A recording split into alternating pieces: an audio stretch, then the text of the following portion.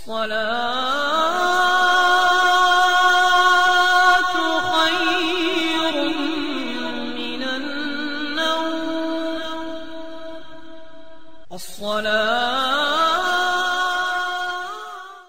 اعوذ باللہ من الشیطان الرجیم بسم اللہ الرحمن الرحیم السلام علیکم ورحمۃ اللہ وبرکاتہ۔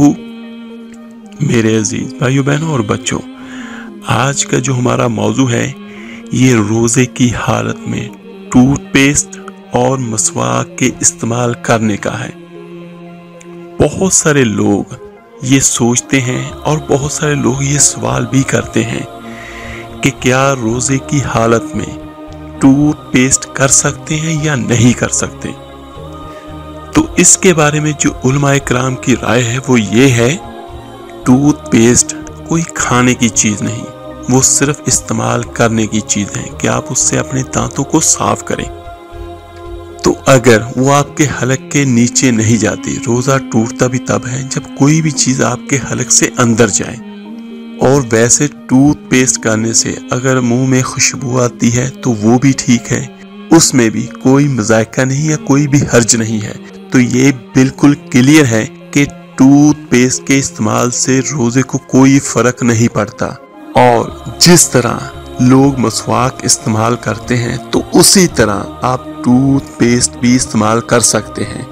اور بہت سارے لوگ یہ کہتے ہیں کہ مسواک روزے کی حالت میں کر سکتے ہیں لیکن زوال کے وقت نہیں، یعنی جب عصر کے بعد کا وقت ہو جاتا ہے، مغرب کے نزدیک کا وقت، تو اس میں سے بہت سارے لوگ یہ کہتے ہیں کہ مسواک کرنا اس لیے درست نہیں ہوتا کیونکہ روزے دار کی خوشبو اللہ کو بہت پسند ہوتی ہے۔ تو میرے عزیزوں، ایک بات یاد رکھیے گا کہ جو منہ کی بو پیدا ہوتی ہے وہ معدے سے پیدا ہوتی ہے، منہ سے پیدا نہیں ہوتی۔ وہ جب معدہ بھوکا اور پیاسا ہوتا ہے تو اس میں سے وہ بو پیدا ہوتی ہے۔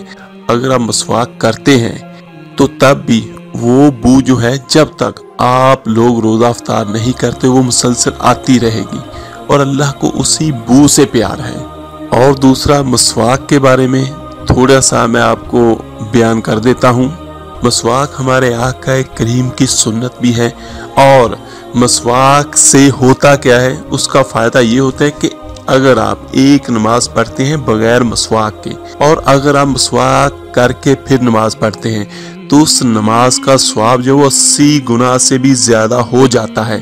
اور اللہ کی یہ رحمت ہے، اس کا یہ کرم ہے کہ وہ جس ثواب کو جس کے لیے جتنا چاہے بڑھا دے۔ اور میرے آقا کریم اس وقت تک سوتے نہیں جب تک آپ کے پاس مسواک تیار کر کے رکھ نہ دی جاتی۔ میرے آقا دو جہاں صلی اللہ علیہ وسلم مسواک کا بہت اہتمام فرماتے تھے۔ اما عائشہ رضی اللہ تعالی عنہا اس بات کا اہتمام کرتی، آپ کے تکیے کے پاس مسواک رکھ کے سویا کرتی۔ حذیفہ رضی اللہ تعالیٰ عنہ روایت فرماتے ہیں، آپ صلی اللہ علیہ وسلم جب رات کو بیدار ہوتے اور قیام کرنا چاہتے تو اس وقت مسواک کیا کرتے تھے۔ اس کے بعد جو مولا علی رضی اللہ تعالیٰ عنہ نے فرمایا وہ قابل غور ہے، قرآن مجید کی تلاوت کرنے کے لیے اپنے منہ کو صاف کرو، یعنی تم لوگ مسواک کیا کرو۔ اور سب سے بڑی بات، مسواک کرنا ہمارے آقا دو جہاں صلی اللہ علیہ وسلم کی سنت سے ثابت ہے۔ اور جو سب سے بڑا فائدہ ہے، ایک تو سنت ہے، اور آپ نماز پڑھیں گے تو نماز کا ثواب کئی گنا ہو جاتا ہے، اور دوسرا ایک سنت کو زندہ کرنا 100 شہیدوں کے ثواب کے برابر ہے۔ اور میرے آقا کریم نے فرمایا کہ مسواک سے منہ کی صفائی ہے، گویا کہ انسان کے منہ، اس کے دانت اور اس کے مسوڑوں اور اس کے حلق کی بہت سی ایسی بیماریاں ہیں کہ اگر انسان مسواک کرے، اور مسواک جیسے کرنی چاہیے، رسمی طور پر نہیں، اس کا حق ادا کرے، تو اللہ تعالیٰ ان بیماریوں سے اسے محفوظ رکھتا ہے۔ اور میرے عزیز بھائیوں بہنوں اور بچوں، مسواک سے منہ کی صفائی ہے اور رب کی رضا بھی حاصل ہوتی ہے، یعنی اللہ تبارک و تعالیٰ مسواک کرنے والوں سے راضی ہوتا ہے۔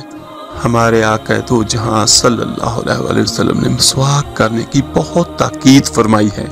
ایک حدیث میں جو بخاری اور مسلم میں جو حضرت ابو ہریرہ رضی اللہ تعالی عنہ سے مروی ہے کہ آقا کریم دو جہاں صلی اللہ علیہ وآلہ وسلم نے ارشاد فرمایا، اگر مجھے